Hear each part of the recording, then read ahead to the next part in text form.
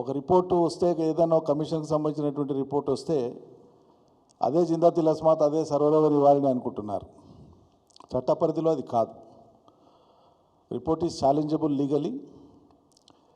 Further can be investigated రిపోర్ట్లో ఉండే అంశాలను కానీ that by itself is not evidence.